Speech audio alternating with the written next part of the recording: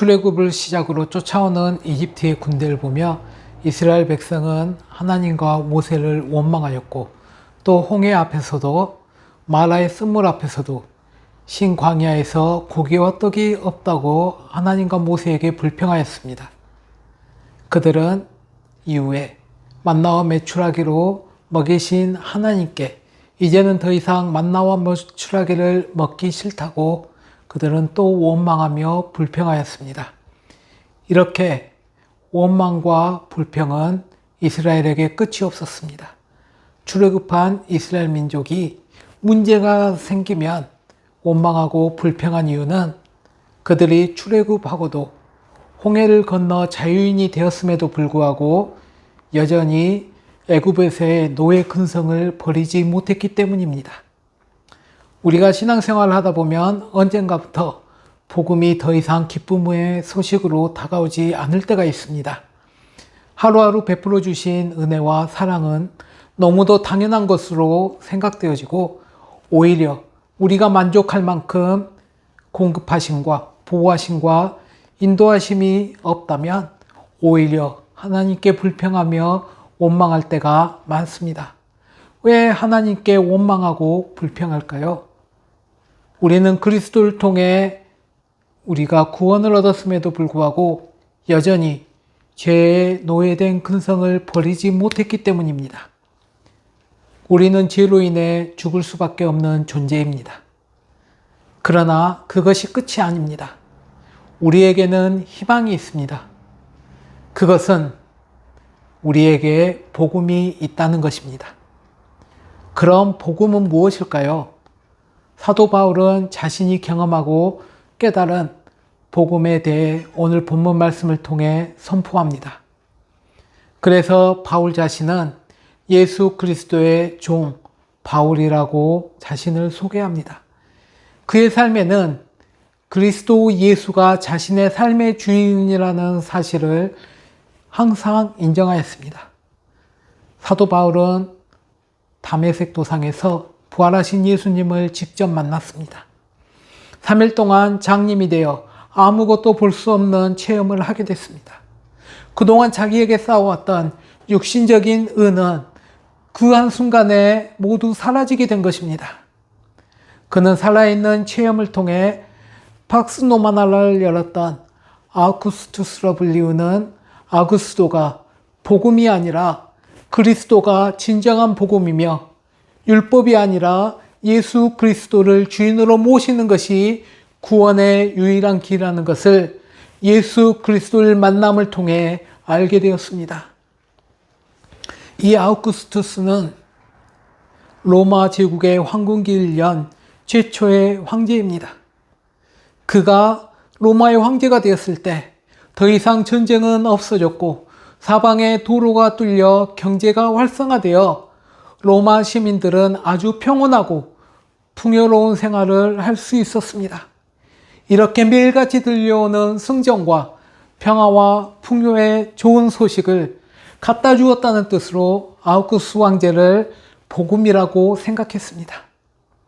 세상 사람들은 현실적 안락과 풍요를 보장해준 로마 황제를 복음이라고 여겼지만 하나님은 그것이 복음이 아니라고 분명하게 말하고 있습니다. 하나님의 복음은 하나님에 관한 것으로 하나님께 속한 것입니다. 그리스도를 만남으로 인해 그의 인생은 복음을 전하는 자로 변하게 된 것입니다. 예수님은 진정으로 만난 사람을 예수를 구주로 고백하지 않을 수 없습니다. 예수를 만나면 그 예수님께서 우리 마음속에서 가장 먼저 하시는 일은 우리의 삶이 얼마나 잘못되었는가 라는 분명한 깨달음을 주시기 때문입니다. 바울도 예수님을 만나는 놀라운 체험을 통해 자신이 하나님의 복음을 위하여 택정을 받은 사도였음을 알게 됩니다. 이제 그의 목표는 하나님의 복음을 전하는 것이 되었습니다. 사도 바울은 하나님의 아들이신 그리스도가 바로 복음이라고 이야기한 것입니다. 그리스도가 복음이 되신 이유는 자신이 실패했던 유대교를 통해 너무나도 분명히 알 수 있었기 때문입니다. 우리도 예수 그리스도를 만났습니다. 우리가 예수 그리스도를 만나면 우리 안에 새로운 일이 생기고 우리는 그를 통해 기쁨을 누릴 수 있습니다. 예수 그리스도를 영접하고 난 후에 세상을 쫓기보다 마음이 기쁘고 행복해서 선을 베풀고 싶어 합니다. 예수님은 그를 영접한 사람들에게 오셔서 그들의 생각과 마음과 행동을 주관하시는 살아계신 하나님이십니다. 그러므로 예수를 만난 사람들마다 삶의 변화가 있게 되는 것입니다. 사도 바울은 그 예수님이 성경의 예언을 통해 성취된 하나님의 아들이라고 말하고 있습니다. 복음은 선지자를 통해 성경에 미리 약속하신 것이라고 그는 또 기록하였습니다. 이사야 9장 6절 말씀에 보면 한 아이가 우리에게 낳고 한 아들을 우리에게 주신 바 되었는데 그 어깨에는 정사를 메었고 그 이름은 기묘자라 모사라 전능하신 하나님이라 용존하시는 아버지라 평강의 왕이라 할 것임이라. 또 에스겔 34장 23절에서 24절 말씀을 보면 내가 한 목자를 그들을 위해 세워 먹이게 하리니 그는 내 종 다윗이라. 그가 그들을 먹이고 그들의 목자가 될지라. 나 여호와는 그들의 하나님이 되고 내 종 다윗은 그들 중에 왕이 되리라. 나 여호와의 말이니라. 내가 또 그들과 화평의 언약을 세우고 악한 짐승을 그 땅에서 그치게 하리니 그들이 빈들에 평안히 거하며 숲풀 가운데서 잘지라 라고 기록하고 있습니다. 바울은 구약의 말씀을 잘 알고 있었지만 예수님을 만나기 전에는 그를 구원자로 메시아로 알아보지 못했습니다. 그가 예수님을 만나고 나서야 비로소 구약 성경을 통해 말씀하신 구원자 그 메시아가 예수님이라는 사실을 깨닫게 되었습니다. 누가복음 24장 27절 말씀에 보면 모세와 모든 선지자들의 글로 시작하여 모든 성경에 쓴 바 자기에 관한 것들을 자세히 설명하셨다고 기록하고 있는 것입니다. 오늘 본문 말씀을 통해 사도 바울은 예수님께서 다윗의 혈통으로 오셨음을 강조하고 있습니다. 다윗은 이스라엘의 가장 위대한 왕입니다. 예수님이 다윗의 혈통에서 나셨다는 것은 왕으로 오셨다는 것입니다. 왕으로 오셨다는 것, 왕이라는 것은 자기의 나라를 다스리는 존재라는 것입니다.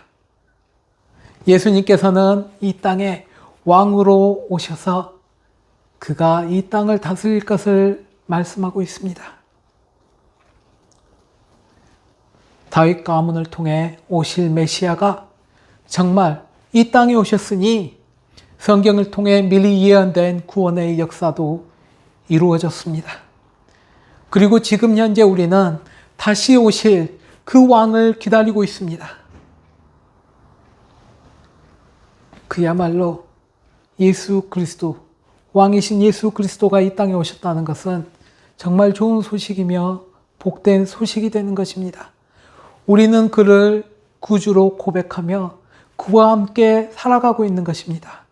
그 예수 그리스도를 통해 하나님이 다스리는 나라, 그의 왕권이 완벽하게 이루어지는 나라, 공정과 정의가 실현되는 그 나라, 그 하나님의 나라의 왕이 예수님이라는 것입니다.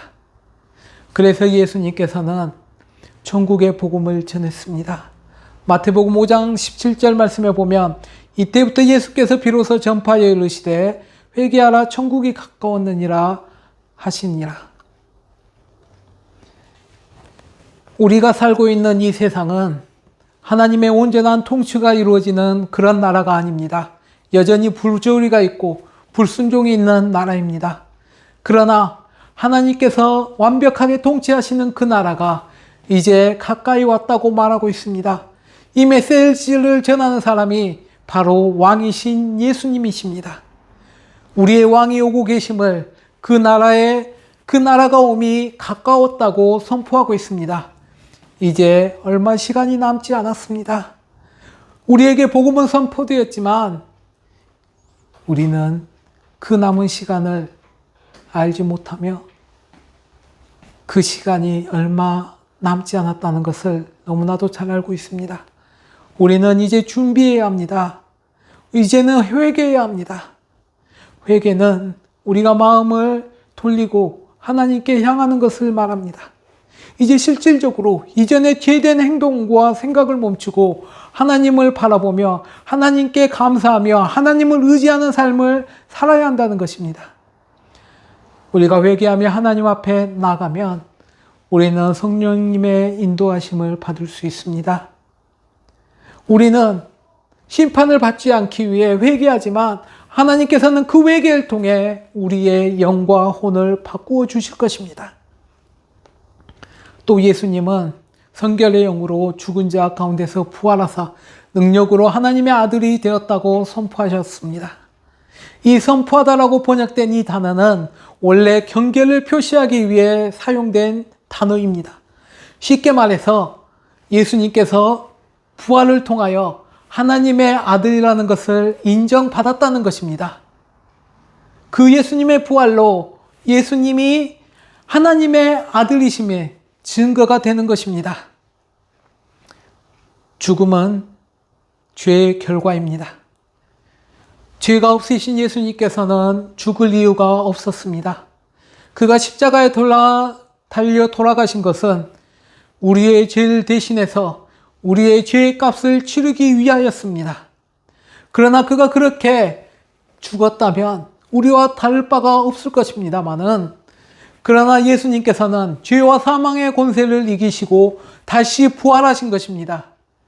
왜냐하면 예수님은 참 하나님이시며 하나님의 아들이기 때문입니다.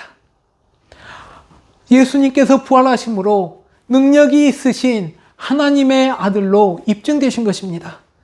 우리는 너무나도 잘 알고 있는 빌립보서 2장 9절에서 11절 말씀에 보면 예수님께서 십자가에서 죽기까지 순종하심으로 하나님께서 그를 지극히 높여 모든 이름 위에 뛰어난 이름을 주셨다고 기록하고 있습니다.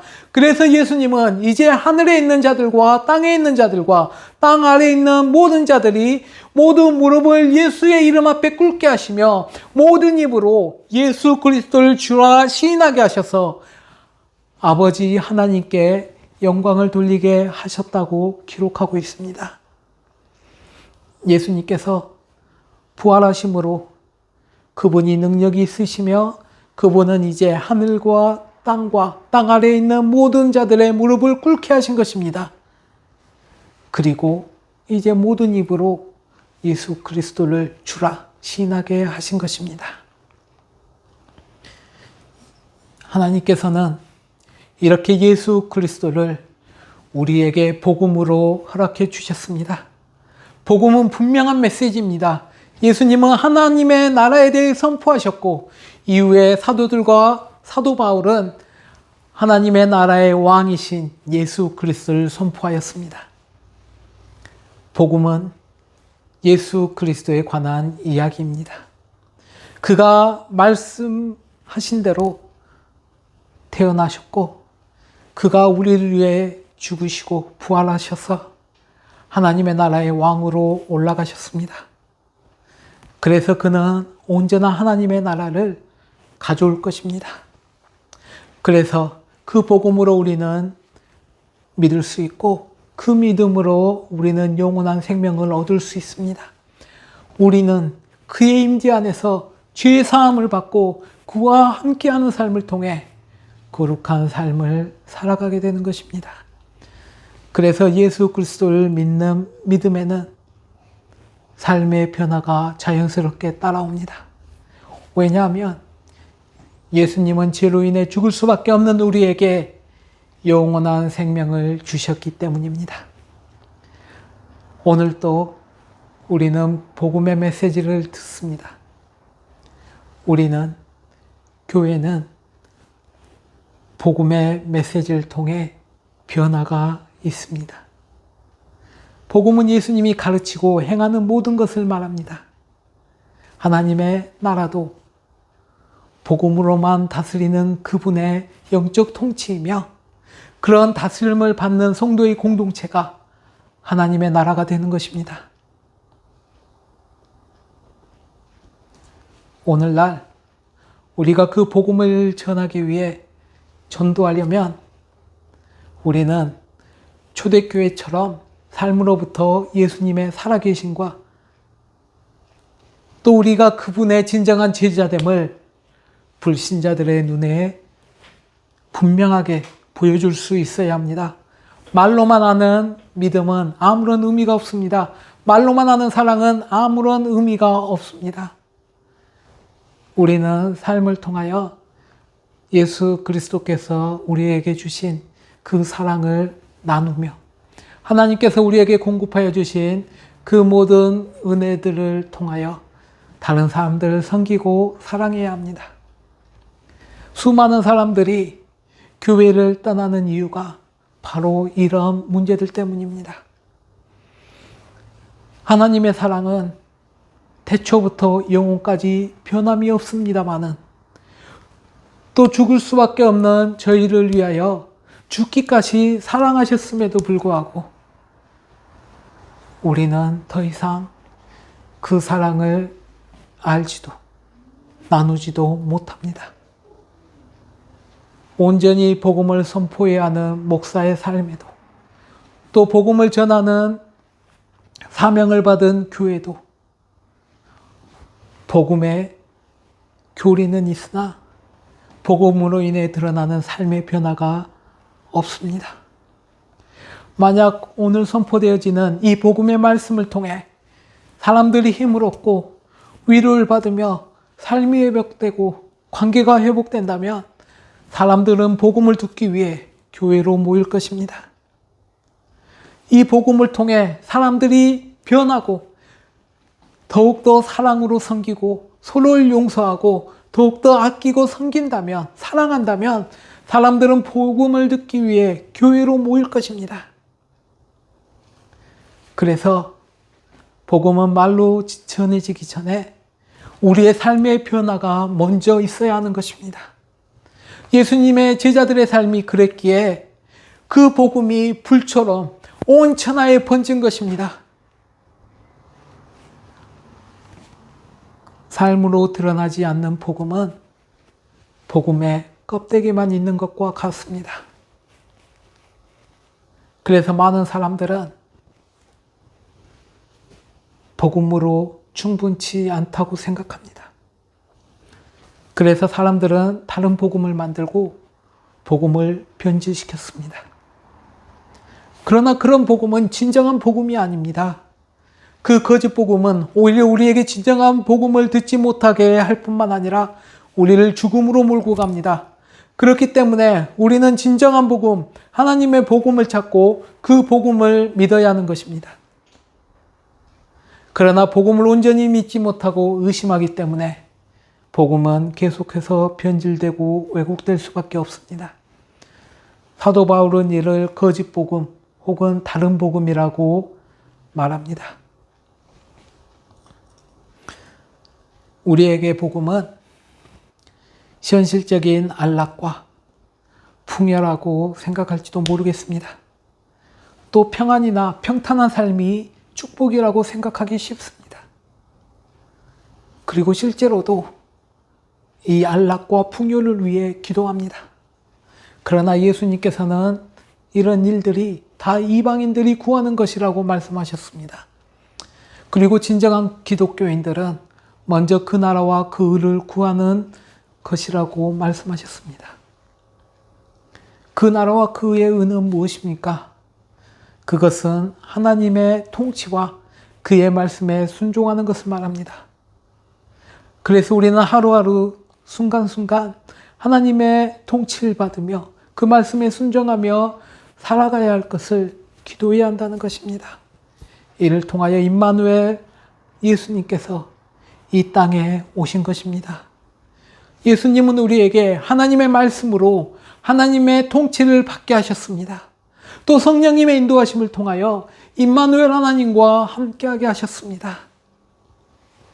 마태복음, 누가복음, 마가복음, 또 요한복음, 우리는 이 책들을 복음서라고 말하는데 이 네 권의 복음서는 다른 대상에게 다른 접근법으로 기록하고 있었지만 결국 예수 그리스도께서 만왕의 왕이심을 선포합니다. 그런데 교회에서 이 복음을 듣지 못한다면 그 교회에는 미래가 없습니다. 왜냐하면 그 복음은 구원자 되시고 왕이신 예수 그리스도의 이야기 때문입니다. 우리가 참된 복음을 믿는가 하는 문제는 우리가 하나님의 통치를 받으며 성령님의 인도하심을 받으며 살아가고 있는가 하는 삶의 문제입니다. 그래서 우리가 아무리 먹고 마시고 좋은 곳으로 있는다 해도 죄로 인해 하나님과 분리되어 있다면 우리의 영혼은 항상 갈급할 수밖에 없고 허망할 수밖에 없는 것입니다. 세상에 미혹되어 죄의 노예가 되어 있는 우리에게 예수 그리스도를 통해 참 평안과 기쁨과 안식과 자유를 허락해 주셨습니다. 이 얼마나 기쁜 소식입니까? 그러나 우리는 때로는 복음의 능력이 아닌 어떤 프로그램이나 다른 방법을 통해 복음을 찾으려고 합니다. 그러나 오직 복음은 예수 그리스도를 통해 이루어집니다.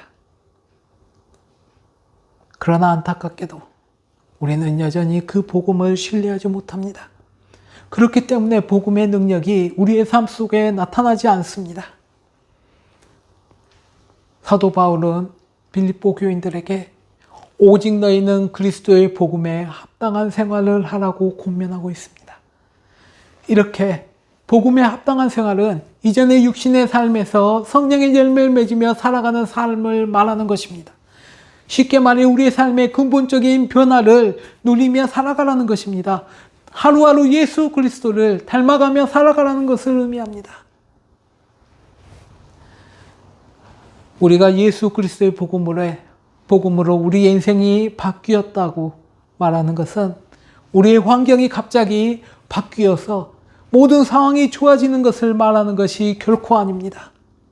그것은 우리의 삶에 대한 태도, 우리의 마음가짐이 바뀌었다는 것이며 우리의 인생관이 변화됐다는 것을 말하는 것입니다.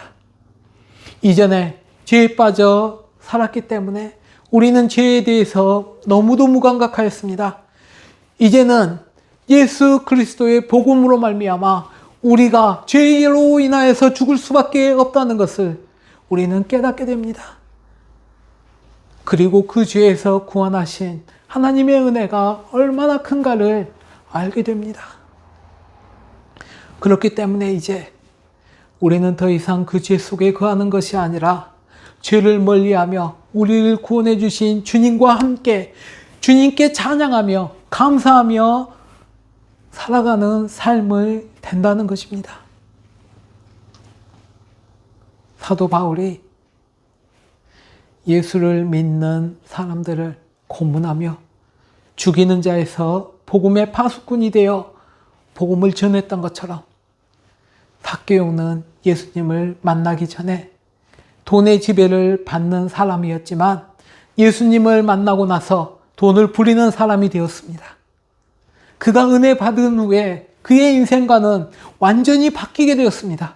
그가 소유하고 있던 재물도 주와 가난한 이웃을 위하여 기꺼이 쓸 수 있는 사람이 되었습니다. 우리도 주님의 은혜를 받고 주님 앞에 내 몸과 마음과 물질까지도 드릴 수 있는 사람이 되는 것입니다. 그래서 존 웨슬리는 우리의 최후의 회심은 지갑의 회심이라고 말한 것입니다. 그 복음은 우리의 삶을 변화시킬 뿐만 아니라 교화를 변화시킵니다. 사도행전 2장 44절에서 47절 말씀을 보면 믿는 사람이 다 함께 있어 모든 물건을 서로 통용하고 또 재산과 소유를 팔아 각 사람의 필요에 따라 나눠주며 날마다 마음을 같이하여 성전에 모이길 힘쓰고 집에서 떡을 떼며 기쁨과 순전한 마음으로 음식을 먹고 하나님을 찬미하며 또 온 백성에게 충성을 받으니 주께서 구원을 받는 사람을 날마다 더하게 하시니라 라고 기록하고 있습니다. 이런 교회의 모습을 보면 정말 이 교회의 일원이 되고 싶습니다. 비록 가진 것이 많지 있진 않지만 정말 할 수 있는 일이 많지 않지만 하나님께서 허락하여 주신 은혜와 달란트에 따라 다른 사람을 섬기며 사랑하며 나누어주며 함께 모여 떡을 떼며 깊은 교제와 그리스도를 자랑하며 살아가는 하루하루가 얼마나 아름답고 부러운 일인가요? 사람들은 과학의 발전함에 따라 더 많은 터치를 원합니다. 과학이 발전함에 따라 그들은 더욱더 외로워졌습니다.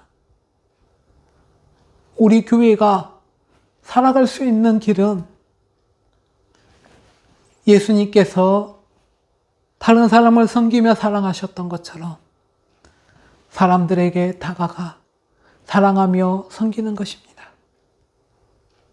율법에서 부정적인 사람이라고 외면받았던 세리나 창녀나 이방인이나 장애를 가진 사람을 만나 교제하셨던 것처럼 우리도 이제는 사람들과 함께 예수 그리스도로 교제하며 그들과 함께 사랑을 나누어야 할 것입니다. 만약 예수님께서 의인을 찾으셨다면 아마 우리는 예수님을 만나지 못했을 것입니다. 예수님께서는 의인을 부르러 온 것이 아니라 죄인을 부르러 왔기 때문입니다. 사랑하는 성도 여러분, 하나님께서는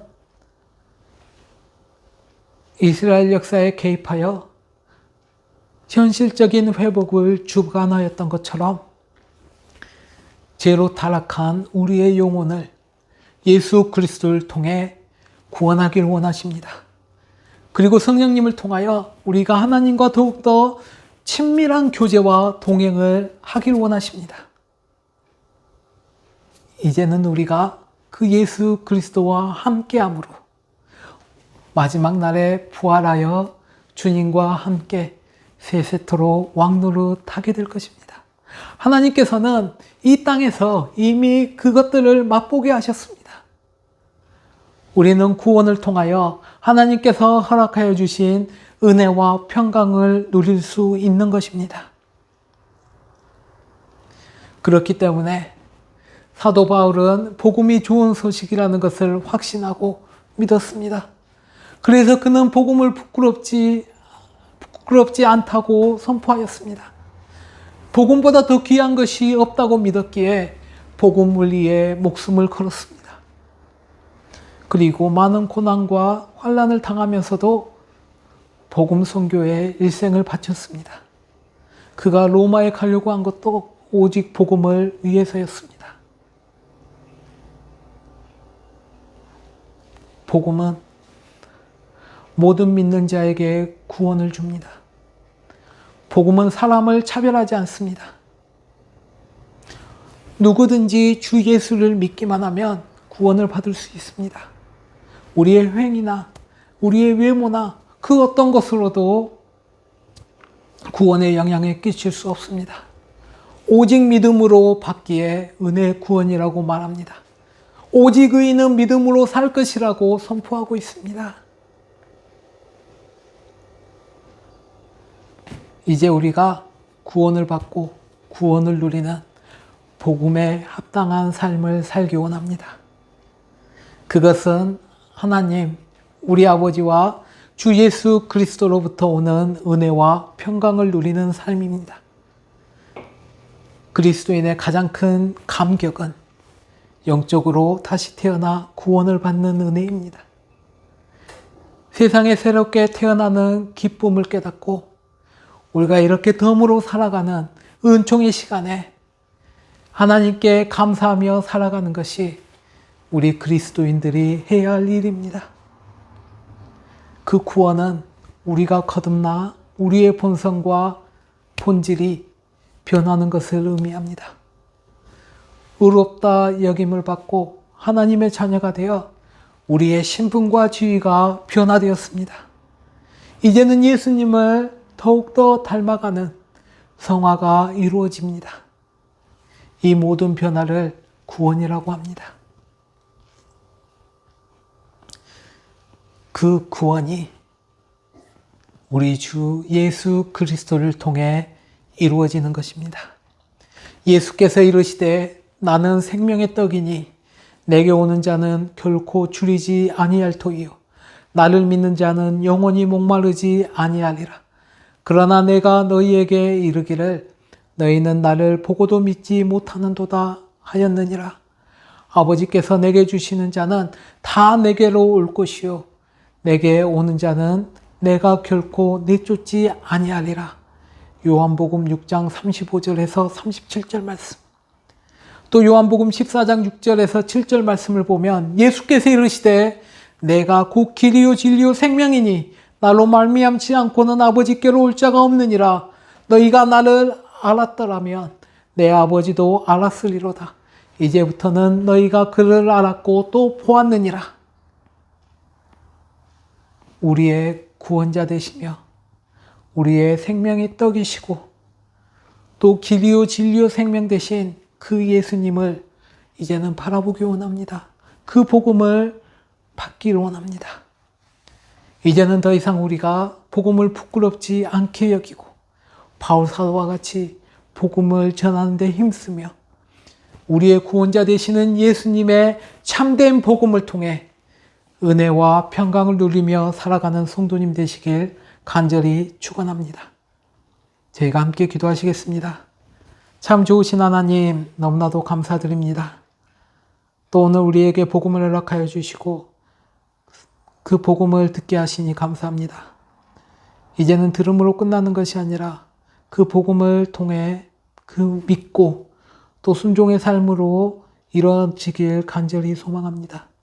아버지 하나님, 저희 안에 이 복음의 말씀을 통하여 변화가 있을 수 있도록 은혜 베풀어 주시옵소서. 뜨거운 마음을 허락하여 주시옵소서. 주님께 간절히 회개하며 주님의 도우심을 구하는 저희 되길 간절히 기도합니다. 주 하나님, 저희를 불쌍히 여겨주시고 긍휼히 여겨주시옵소서. 주 하나님, 저희는 죽을 수밖에 없는 죄인입니다. 그러나 주님의 은혜로 말미암아 이제 하나님의 자녀가 되었으니 하나님께서 허락하여 주신 그 말씀대로 순종하며 참 은혜와 평안을 누리며 살아가는 성도님 될 수 있도록 은혜 베풀어 주시옵소서. 그 삶을 통하여 더 이상 복음을 부끄러워하지 아니하며 복음을 선포하며 그리스도의 향기가 되어지는 은혜 있을 수 있도록 축복하여 주시옵소서. 이 모든 말씀 살아계신 예수 그리스도의 이름으로 기도합니다. 아멘.